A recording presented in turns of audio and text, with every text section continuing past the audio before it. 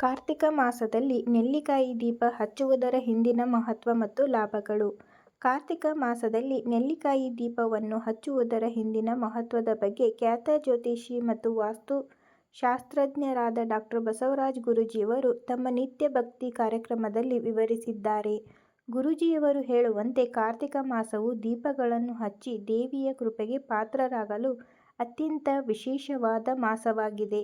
ಈ ಮಾಸದಲ್ಲಿ ಅನೇಕ ವಿಧವಾದ ದೀಪಗಳನ್ನು ಬೆಳಗಿಸಲಾಗುತ್ತದೆ. ಅವುಗಳಲ್ಲಿ ತುಪ್ಪದ ದೀಪ, ಸಾಸಿವೆ ಎಣ್ಣೆಯ ದೀಪ, ಎಳ್ಳಿನ ದೀಪ, ಕೊಬ್ಬರಿ ದೀಪ ಮತ್ತು ಕುಂಬಳಕಾಯಿ ದೀಪಗಳು ಪ್ರಮುಖವಾಗಿವೆ. ಆದರೆ ಎಲ್ಲ ಕೋರಿಕೆಗಳು ಬಹುಬೇಗ ಈಡೇರಲು, ಆಸೆ ಆಕಾಂಕ್ಷೆಗಳು ಸಿದ್ಧಿಸಲು ಮತ್ತು ಬಹುದಿನಗಳ ಸಮಸ್ಯೆಗಳಿಗೆ ಪರಿಹಾರ ಸಿಗಲು ಅತ್ಯಂತ ವಿಶೇಷವಾದ ದೀಪವೆಂದರೆ ಅದು ನೆಲ್ಲಿಕಾಯಿ ದೀಪ. ಇದನ್ನು ನೆಲ್ಲಿ ದೀಪ ಎಂದು ಕರೆಯಲಾಗುತ್ತದೆ.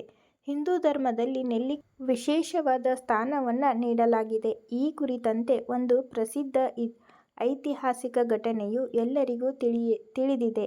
ಸಾಕ್ಷಾತ್ ಶಂಕರಾಚಾರ್ಯರು ಒಂದು ದಿನ ಭಿಕ್ಷೆ ಬೇಡಲು ಹೋದಾಗ ಒಂದು ತಾಯಿ ಅವರಿಗೆ ನೀಡಿದ ನೆಲ್ಲಿಕಾಯಿಯಿಂದಲೇ ಕನಕಧಾರಾ ಸೂತ್ರವನ್ನು ರಚಿಸಿ ಬಂಗಾರದ ನೆಲ್ಲಿಕಾಯಿಗಳನ್ನು ಪಡೆಯುವಂತೆ ಆಶೀರ್ವದಿಸಿದರು. ಈ ಘಟನೆ ಇಂದಿಗೂ ಜಗತ್ಪ್ರಸಿದ್ಧವಾಗಿದೆ ಮತ್ತು ಇತಿಹಾಸದಲ್ಲಿ ಇದರ ಪ್ರತೀಕವನ್ನು ಕಾಣಬಹುದು.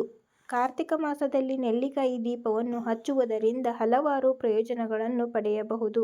ಇದು ಆಧ್ಯಾತ್ಮಿಕ ಪ್ರಗತಿಗೆ ಸಹಕಾರಿ, ಮನಸ್ಸಿಗೆ ಶಾಂತಿ ಮತ್ತು ನೆಮ್ಮದಿಯನ್ನು ನೀಡುತ್ತದೆ, ಜೀವನದಲ್ಲಿ ಯಶಸ್ಸು, ಕೀರ್ತಿ ಮತ್ತು ಪ್ರತಿಷ್ಠೆಗಳನ್ನು ತರುತ್ತದೆ, ಸಾಲಬಾಧೆಗಳಿಂದ ಮುಕ್ತಿ ಪಡೆಯಲು ಮತ್ತು ಆರೋಗ್ಯವನ್ನು ಸುಧಾರಿಸಿಕೊಳ್ಳಲು ಇದು ಬಹಳ ವಿಶೇಷವಾದ ಮಾರ್ಗವೆಂದು ನಂಬಲಾಗಿದೆ. ನೆಲ್ಲಿಕಾಯಿ ದೀಪವನ್ನು ಬೆಳಗಿಸಲು ನಿರ್ದಿಷ್ಟ ಸಮಯಗಳಿವೆ. ಇದನ್ನು ಮಧ್ಯದ ಅವಧಿಯಲ್ಲಿ ಹಚ್ಚಬಾರದು. ಬದಲಾಗಿ ಗೋಧೂಳಿ ಮುಹೂರ್ತ ಅಥವಾ ಬ್ರಾಹ್ಮಿ ಮುಹೂರ್ತದಲ್ಲಿ ಈ ದೀಪವನ್ನು ಬೆಳಗಿಸುವುದು ಅತ್ಯಂತ ಶುಭಕರ. ಮನೆಯಲ್ಲಿ ಇಷ್ಟ ದೇವರಿಗೆ, ಕುಲದೇವರಿಗೆ ಅಥವಾ ಮನೆ ದೇವರ ಹೆಸರಿನಲ್ಲಿ ನೆಲ್ಲಿಕಾಯಿ ದೀಪವನ್ನು ಹಚ್ಚುವುದರಿಂದ ಉತ್ತಮ ಫಲಗಳು ದೊರೆಯುತ್ತವೆ. ನೆಲ್ಲಿಕಾಯಿ ದೀಪವನ್ನು ಹಚ್ಚುವುದರಿಂದ ಶ್ರೀ ಮಹಾಲಕ್ಷ್ಮಿಯ ಕೃಪೆಗೆ ಪಾತ್ರರಾಗುತ್ತಾರೆ. ಎಲ್ಲಿ ನೆಲ್ಲಿಕಾಯಿ ದೀಪವಿರುತ್ತದೋ ಅಲ್ಲಿ ಮಹಾಲಕ್ಷ್ಮಿಯ ಅಷ್ಟಲಕ್ಷ್ಮಿಗಳಾದ ಆದಿಲಕ್ಷ್ಮಿ, ಧಾನ್ಯಲಕ್ಷ್ಮಿ, ಧೈರ್ಯಲಕ್ಷ್ಮಿ, ಗಜಲಕ್ಷ್ಮಿ, ಸಂತಾನಲಕ್ಷ್ಮಿ, ವಿಜಯಲಕ್ಷ್ಮಿ ಮತ್ತು ವಿದ್ಯಾಲಕ್ಷ್ಮಿಯರ ಆವಿರ್ಭಾವವಿರುತ್ತದೆ ಎಂದು ನಂಬಲಾಗಿದೆ. ಅಲ್ಲದೆ 7 ಜನ್ಮ ಪಾಪಗಳು ಕೂಡ ಈ ದೀಪದ ಪ್ರಭಾವದಿಂದ ನಶಿಸಿ ಹೋಗುತ್ತವೆ ಎಂಬುದು ಭಕ್ತರ ದೃಢ ನಂಬಿಕೆಯಾಗಿದೆ. ನೆಲ್ಲಿಕಾಯಿ ದೀಪವನ್ನು ಹಚ್ಚುವ ವಿಧಾನ. ವೀಳ್ಯದೆಲೆಯನ್ನು ತೆಗೆದುಕೊಂಡು ಅದರಲ್ಲಿ ಒಂದು ನೆಲ್ಲಿಕಾಯಿಯನ್ನು ಇಡಬೇಕು.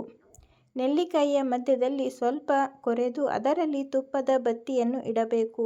ಈ ರೀತಿ ಸಿದ್ಧಪಡಿಸಿದ 2 ನೆಲ್ಲಿಕಾಯಿ ದೀಪಗಳನ್ನು ವೀಳ್ಯದೆಲೆಯ ಮೇಲೆ ಇಟ್ಟು ಬೆಳಗಿಸಿದರೆ ಸಾಕಷ್ಟು ಶುಭ ಫಲಗಳು ಪ್ರಾಪ್ತವಾಗುತ್ತವೆ.